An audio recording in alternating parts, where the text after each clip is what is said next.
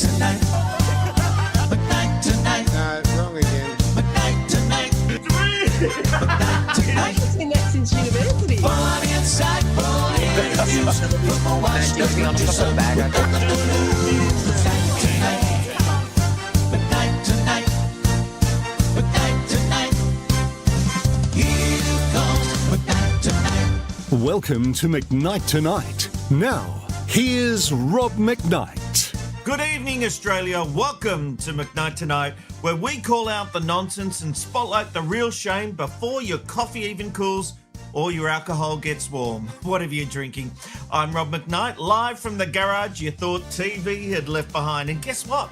It's September 1st, Australia's Wattle Day, when our golden national flower blooms and we kick off spring in proper style. Now, before we hit the action, if you're watching this on YouTube, don't forget to tap the subscriber button and hit the bell so you don't miss the rampage when outrage meets common sense. And our YouTube page is always a great place to leave your feedback, which I'll get to a little later. Just go to youtube.com/@McKnightTonight. Coming up, neo-Nazis crash anti-immigration rallies, a flag goes up in flames, and one shocking sign in Adelaide shows support for an alleged cop killer. Plus, the shocking attacks on workers at Woolies, and believe it or not, there's something that can be done. It has been proven to work in Canberra, but it's not being done in any of the states. And a plover lays one egg on the halfway line, and suddenly an entire sports field is shut down. All that and plenty more still ahead on this edition of McKnight Tonight. Let's get into our hot topics. And over the weekend, rallies branded the March for Australia swept through major cities across the nation. Now, on the surface, it was billed as an anti-immigration protest, and most people attending were there to simply show their Aussie pride. But there was also an ugly element present, with crowds laced with hardline nationalism, extremist rhetoric, and ugly scenes. Thousands turned out in Brisbane, Melbourne, Sydney and Adelaide, voicing anger at what they see as mass immigration and foreign influence. Among the crowds, extremist groups were front and centre. News cameras spoke with members of the National Socialist Network who openly admitted they are racist and neo-Nazis. There were fears today's march would be hijacked by neo-Nazi hate groups. And there they were, front and centre, leading the march and blindsiding organisers. The Men in Black, members of the White Australia group. The leader is Jack Eltis. But we're here because anti-immigration is our key political issue. Are you racist? Yeah, we're racist. Yeah, we're racist, yes. And why is that a good thing? We're proud of who we are. We're proud of who we are as white men. We built this nation. All the men in our organisation are proud to be racist. Are you neo-Nazis? Yes. Are you a neo-Nazi? Yep. You're a racist? Yep. How confident do you have to be to say, yes, this is what I am. I am racist. That is not a reflection of Australia.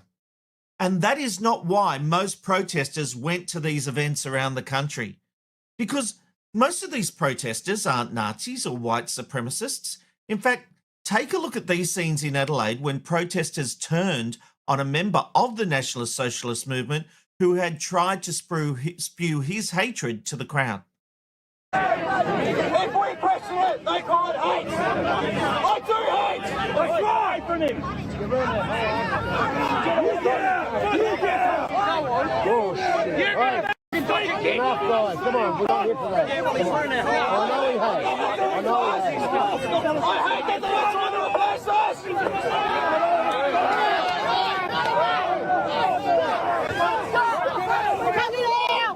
the f*** have you done?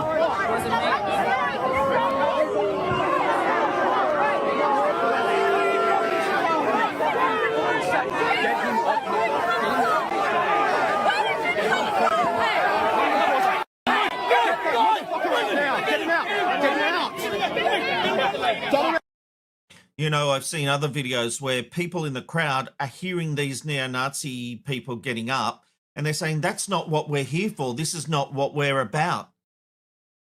But I did warn the problem with these protests. But when they were first announced and I started looking into it, these groups were taking the lead. They were helping with the organisation. And I did say it's one thing to be pro-Australian and proud of Australia, but these aren't the protests to do it at. And it seems I was proven right. McKnight was right.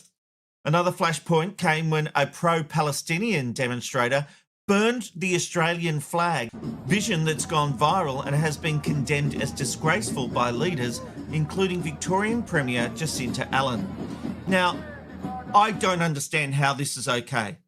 It is one thing to protest for Palestine, but how dare you burn the Australian flag while you protest for another nation? I understand there's a lot of issues going on in Palestine, and whatever your political beliefs, there's a lot of belief that something needs to be done about the Gaza Strip and come to some kind of solution. But burning the Australian flag? You write off any goodwill with me. If your intentions are the best, what right do you have to burn the Australian flag in Australia? What are you doing? Are you protesting our government because of its stance? What exactly are you protesting? The fact that the Australian government has actually said it will support a Palestinian state without Hamas? Or is that your issue, that Hamas, you want Hamas involved? That is absolutely outrageous. And in Adelaide, shockingly, a sign appeared at a march supporting Desi Freeman, the man accused of gunning down a police officer. Freeman's wife has begged him to surrender, but some at this rally treated him like a hero. Look at that. Free man with a picture of Desi Freeman. And I've got to tell you, speaking of Desi Freeman, well, last week I took a strong stand on this program about the so-called sovereign citizens who've been glorifying him. Now, you might remember this lady who sprouted opinions like they were facts.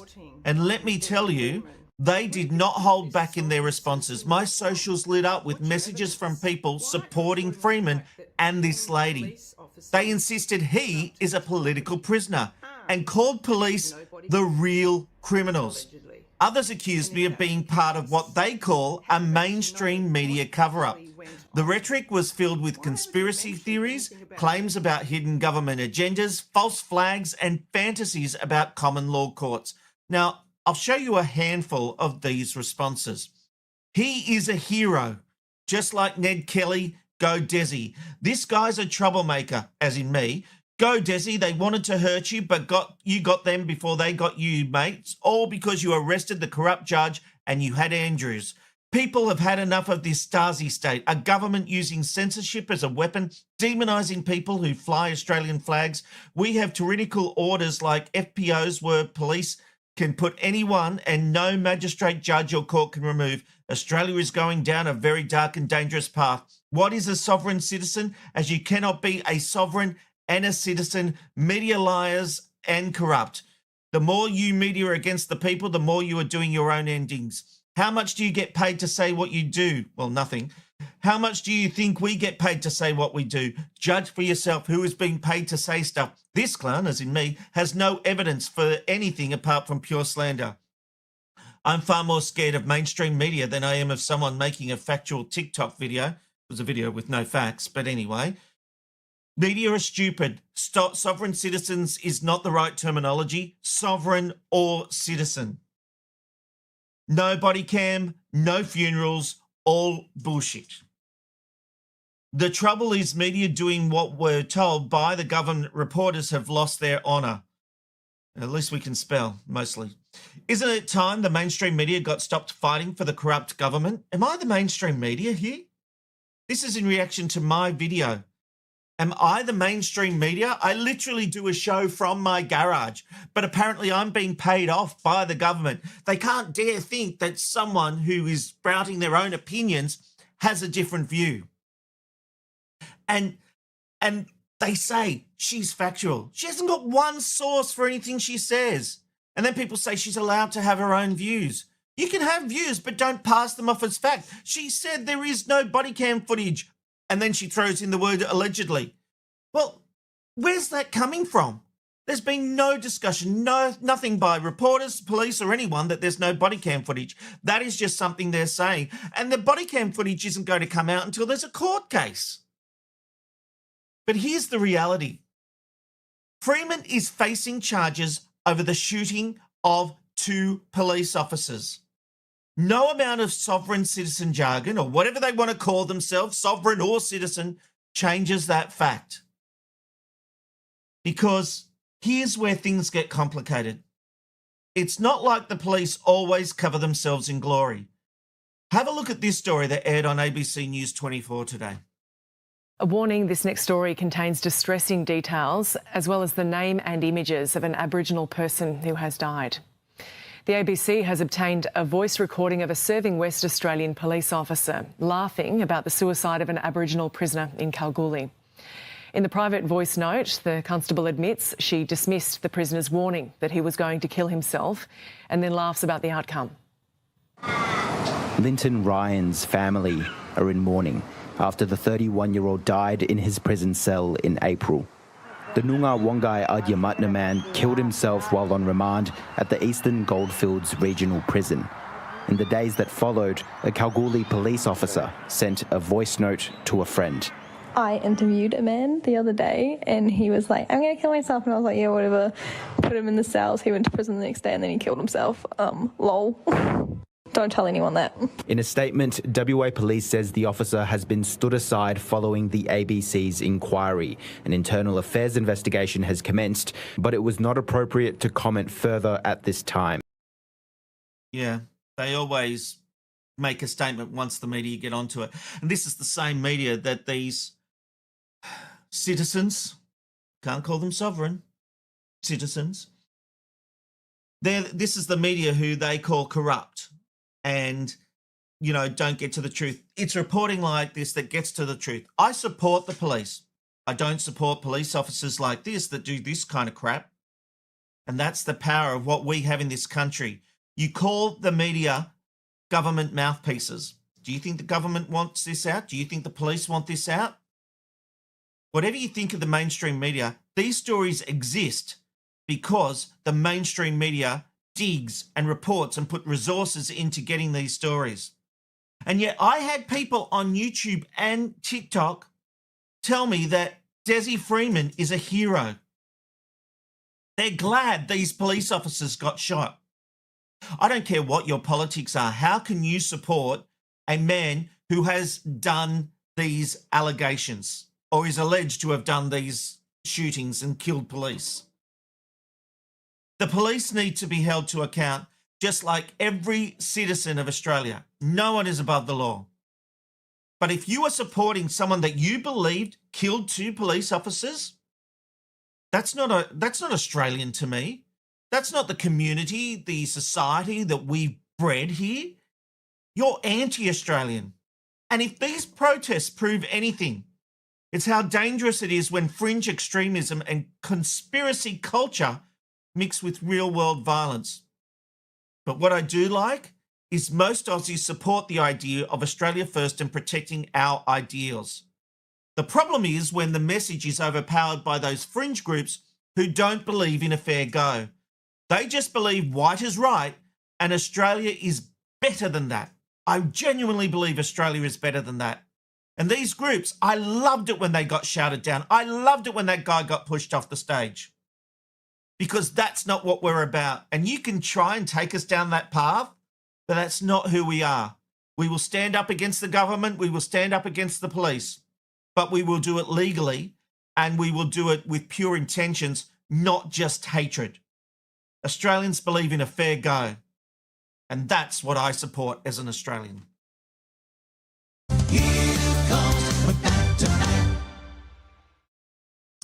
All right, let me know your thoughts on that one. Just leave your thoughts in the comment section of this video at youtube.com/@McKnight. Very keen to hear what you all think about that one. All right, moving on. And over the weekend, soccer at the Jerrumboomba Regional Sports Complex, just outside Canberra, came to an unexpected halt. Why? Well, because a plover, a protected native bird, laid an egg right on the synthetic halfway line of the field. Following advice from wildlife experts at Wildcare, the council decided to move the games to an adjacent field and potentially keep the original pitch closed for up to 28 days while the egg incubates. Now, these birds are fiercely protective. Plovers will abandon or destroy nests if disturbed, and they're protected under the environmental laws, so moving the egg is potentially illegal. But why aren't we doing it? I'm sorry, I think we lose the plot. I understand it's a protected bird, but surely we can move the egg. And apparently there are experts that can move the egg.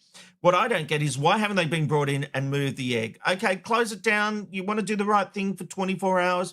But the idea that they're even considering shutting this field down for 28 days to accommodate a bird, it's like when there's birds swooping at your heads, but you dare not flap them away because you'll cop a fine. You know, we have to let them peg our head because the birds are more important than humans. You know, I stupidly, and excuse me for this, I stupidly thought we were at the top of the food chain. Apparently not. Because if there's a bird or an animal that lays an egg, apparently we're not as good as that. We already have to pick up the dog poo, which is fine. I don't mind that we have to do that.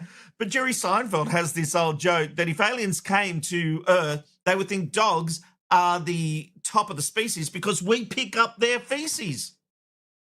Makes sense. I can't believe we're at a point where we are literally, can we see that picture again, Amanda?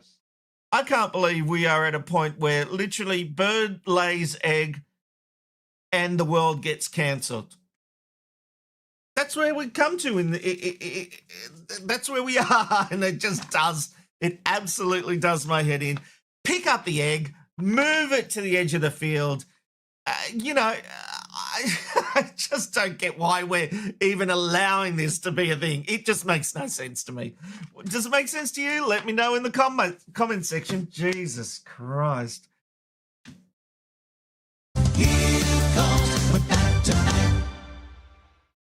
I know that felt like a Rob's rant, but it wasn't, because this is.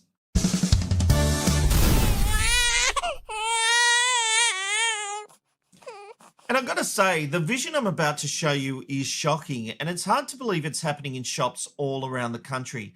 Violence against shop workers has gotten so bad, it's led to a campaign to protect sales staff. Yeah, we need a campaign. Woolies has released shocking video footage of workers being punched, shoved, threatened with knives, even spat on, just for doing their jobs. And this isn't a one-off, it's an epidemic. Retail violence has exploded by 700% since COVID, more than 800,000 incidents last year alone. And it's not just the major supermarkets. This is happening in stores right across the country. The big retailers are backing the Stop Shop Abuse campaign, demanding new laws, workplace protection orders, permanent police task force, and central crime reporting system to finally protect frontline workers. This is shocking. I cannot believe, when I see the signs there at Woolies and Coles saying, we will not tolerate abuse towards staff, you think, do we really need these signs? But look at what's going. They're even on a break outside here and they're being attacked. And I know some of this footage is obviously people robbing stores when they've got the knives, but some of it is just look at this one. I mean, is this about robbing or just because they're abusing staff and pulling out a knife? I mean, how is that appropriate? And this one, a guy is literally just punching into a worker while his sister or his mum or someone he knows is sort of trying to pull him off. And they think that's okay. But guess what? They're asking for something to be done. But here's the kicker. In the ACT, protection orders already exist, and they have cut repeated retail crime by 99.6%. That is proof that it works. So why the hell hasn't this been rolled out nationally? Our shop workers they're on the front line every single day, keeping shelf stocked, scanning your groceries, and they deserve more than just good luck and a security camera. Enough is enough. This is outrageous. It is time government stop dragging their feet and put together the proper protections. These workers demand a safe environment. It is the basic right of everybody in the workforce to have a safe environment to work from. You should not be threatened with punching, kicking, knives, or anything else. These people need to be caught and go to jail. You might remember Bunnings got in trouble for using facial recognition technology. Bring it on, I say. Let them have the faces, ban them from the stores, get them to jail, get them through the courts. I don't know why we have to blur the faces of these people when this footage is put out. I wouldn't be blurring them. I'd just show it so that they can be shamed around the nation. It is absolutely woeful. Let's get these protection orders in place around the country. Let's make working safer.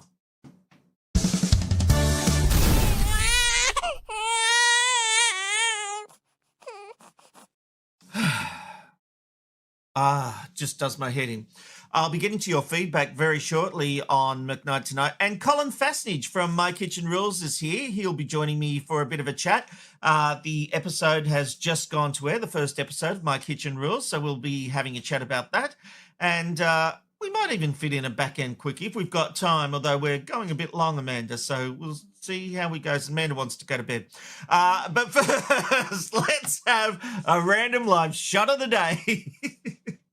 It's the random live shot of the day. Where are you going today? You never know where you'll end up with the random live shot of the day. Yes, it's time for our random live shot of the day, and welcome to Iowa, featuring Lock and Dam number 19, one of the longest locks on the Mississippi River. It would be so nice if we could see it, but they've turned the camera around and we can't see it now. This is one of our better random live shots of the day. It comprises 1,200 feet in length and 110 feet in width. It's engineered to accommodate full-length barge fleets transporting commodities like grain, coal, petroleum, chemicals, and aggregate. It's going to be a partly cloudy day today with a high of 24 degrees after an overnight low of 14.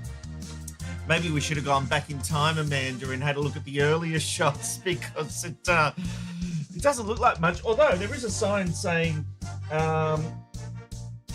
National Cemetery.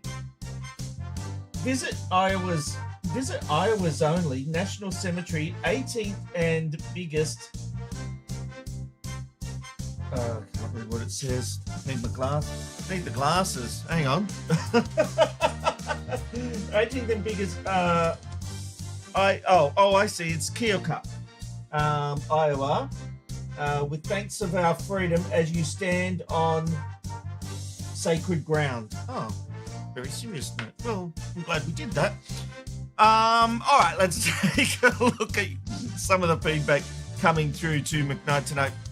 And Your Crazy says, thanks to immigration, we have a rich tapestry of ideas, culture and food. People have come here and added something unique and special to the Australian identity. I love it. And I love it too. Thank you, You're Crazy. Matt says, Channel 9 and Sky were the only ones to keep a balanced view. Really shows who not to trust. Yep, very good point. Thanks for that.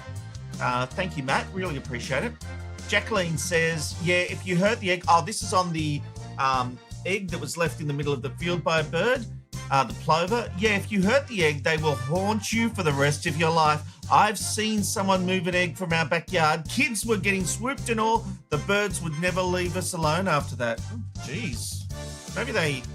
Maybe we should let them go extinct then. They're just going to... Oh, I'm going to get in trouble for saying... No, just joking. Jeanette says, what happens if another bird takes the egg? Oh, it would be on like Donkey Kong, Jeanette. Very good point. Over the page we go. And Lynn says, hello, Mum. They roam around the streets here and are protected, so you better not hit one with your car. They are a noisy pest roaming. Better not hit one with your car. 10 points. No. No, just me. Plovers have multiple babies at once, Rob, and they are lucky to even have one survive. Yeah, look, I'm actually not advocating for the death of these birds, okay? I'm having a bit of fun, and I don't want them to die, but there's got to be a way where both can coexist, where we can move the egg Anyway, maybe I'm talking through my ass. Travis says, yep, as a Woolies worker, I've seen it. This is on the attacks. At my old store, we had to wear body cameras. Really? See, I think that is crazy. I think it is absolutely woeful. It's come to this where people have to wear body cameras, where they need security. You know, remember when we'd go to the shops and you respected the people behind the cashier? Not these days. Jeanette says, gee, they are just doing their jobs. Quite right, Jeanette. Over the page we go. What is wrong with society? Own Your Own Crazy says. Yes, thank you very much. I agree with you. Travis says, we can ban them, but how do you police that? Would need ID checks at the entry. Yeah, look, very good point. Very good point, Travis. And thank you for your feedback. And thank you. I can still see more feedback coming. I tell you what, we will get to that very shortly. Colin Fassnidge is coming up. And then we will get to some more feedback on this Monday edition of McKnight Tonight. Thanks for your company. Keep your feedback coming in the comment section of this video. And make sure you do it at YouTube, youtube.com/@McKnight Tonight. And if you're a first-time visitor, go and hit the subscribe button. There it is. Subscribe on YouTube, youtube.com/@McKnight Tonight, because we still have plenty ahead. Here comes McKnight Tonight. Well, it was a big night of television tonight with the launch of My Kitchen Rules on Channel 7. Season 15 started with a bang, full of drama and wonderful moments. The rice looks like it hasn't even cooked yet. Look, it could cost us, man. I'm starting to panic a little bit. We want to make it all the way to the finals and win this competition. The way you cook the duck, that was wonderful. That was beautiful. I loved it. I'm levitating right now. Colin Fassnidge is co-host and judge of MKR. Colin, welcome to McKnight Tonight. I've got a tear in my eye watching that, Rob. I bet you have. Episode 1, of course, went to air tonight. Were you happy with it? Mate, the boys sort of sum up everything that you love about MKR, you know? Just two great dads in there, just cooking food that they love, you know, none of the drama, and just really nice guys. And then, obviously, they got that great score. Like, what a great start to the show. Yeah, and it had all the drama because not every course went perfectly. So it really did have that drama of overcoming the odds of what had happened before, and they ended up all right. Well, I think, like, for the first cook, because it's always very hard if you're the first cab off the rank, because the rest are sort of judging and whatever, to get a score at, I think it's 79 it was. Yeah, like, that's a very high score for a first round. Yeah, fair point. How important is the casting on this show? There are people I already love. Look, I've got to be honest. We were watching it here. I was working away and I had it on my office computer, but my wife, Amanda, who switches McKnight Tonight, she was over there and she's over there at the moment, and she was trying to do other work and she would not take her eyes off it. She was hooked. So we've got people we love and, of course, people we don't like so much already. Well, then we've got a hit, don't we? Like, you can't take your eyes off it. That's the idea of the show. Look, every year you're going to have strong characters. It's like if you go around to someone's house for Christmas dinner, halfway through the dinner, someone starts annoying you. So imagine Christmas dinner every day of the week. You've obviously got Michael, this self-confessed meat master, who, you know, I reckon he'll ruffle a lot of feathers, but I actually quite like him because he is who he is, and he doesn't make any apologies. And then obviously you've got Jacinta and Michael, who are definitely not going to be on each other's Christmas card list. So, and then on top of that, we got Lol and Lil, who've never left Logan. So that's a cool little story as well. Yes, I like that. Although there was some looking down at her because she'd never left Logan, which isn't far from the McKnight Tonight studios. When contestants are giving feedback about other cooks, are you wary of their motives because they're trying to talk down competition? Well, like, obviously it's early days, so it's like when you've got a new class coming into a school, you're trying to work out who's who. But I mean, after a couple of nights, you work out who's going to be a little bit strategic and who just wears their heart on their sleeve. There's always going to be, that's humanity. There's a mix of everything. Am I getting the wrong idea here, thinking it's always the ones that are so hard on everyone else that are sort of usually the worst cooks or certainly aren't at the top? That would be giving it away, wouldn't it? I'm talking about in previous seasons. Oh, previous. Okay, yeah. In previous, yes. This one we're not so sure. I think some people forget that they're on TV and they talk it up and then fall on their sword. Like, mate, I used to be like that. Hey, how long is the shoot at each person's house for the instant restaurant? Are they cooking from scratch for each course? Are they preparing ahead? Because we love media here as well, what is the shoot process actually like? It's up to them what you like. Say if you've got a bread course and you've got pasta and you've got an ice cream, like the way we sort of guide them and tell them is like, I'd get your ice cream made first or your bread on proving so they can get all their big jobs done first and then start the entree, but they can have a few little things done for the main course, you know what I mean? So you can get ahead. So if you're braising, you can get the braise on really early so it's ready by the main course. You'd hope. They don't always listen, which you will see. Just tell me that if it's a 6-hour shoot, you and Manu don't have to sit there with the contestants the whole time. I reckon that'd be painful. We pop in and out every, so because I like to make a little meal for the two of us because you don't know what's ahead of the night. It could be a good night or a bad night. So we have a little meal outside that I cook. Oh, that you cook up for Manu? Yes, he never cooks. That's very interesting. I saw this video you posted with the crew of My Kitchen Rules, and let's have a look. It looks like a fun team. There you guys are. Yeah. It does look like you guys have some fun on the set.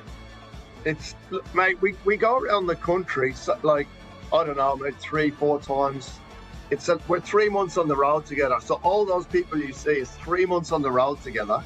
So you become quite close. And obviously, the way TV is going at the moment, it's a tough time for everyone trying to, like, cameramen and so it's a very close knit. And they work a lot harder than we do. We're only the hosts. We rock up and they've been there hours before and they're there hours after us. So, but we get all the glory. Well, you and Manu really seem to have a great relationship.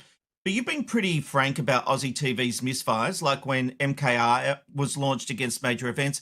If you could pitch a new TV show, anything at all, what would it be and why do you think it's what Australian viewers are missing right now? I would be doing a TV show that's cooking with kids and maybe teaching people like how to use food more economically or wiser and give them more tips and teaching the next gen. I think that's what I would like to do. Oh, that's very interesting. I do see your Instagram meals, which look quite delicious. I reckon I could beat you on a pork crackling, though. I don't cook much, but I cook one meal. Don't even open that can of worms, mate. Okay. What is your tip for a good pork crackling? All right. So everyone stresses about pork crackling. They put it in the oven for 3 hours at the highest, and they muller the meat. It's overcooked. What you do is you buy the pork 4 days before. You shouldn't unwrap it, leave it in the fridge near the fan so the air dries the skin. A little bit of salt, score it, and then you'll get the perfect crackling. High oven, a little bit of oil. So you get beautiful, blushing pink meat crackling. See, I do the old 20 minutes on absolute maximum to get that crackling going. And then turn it down and cook. Thank you for reminding me. I pour boiling water over it. Yeah, you've been watching my videos. Well, mate, I'm a big fan and I wish My Kitchen Rules every success. Well, I like seeing you on the TV. My Kitchen Rules, of course, continues on Channel 7 and 7+. Check your local listings. Colin Fassnidge, thanks for joining us on McKnight Tonight. Thanks, mate. Good to chat.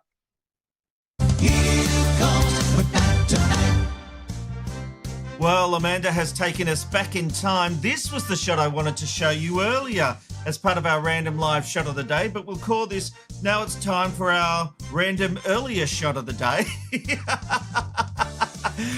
This will have to be our back-end quickie. Amanda is keen to get to bed. And she's not tired. That's the funny thing.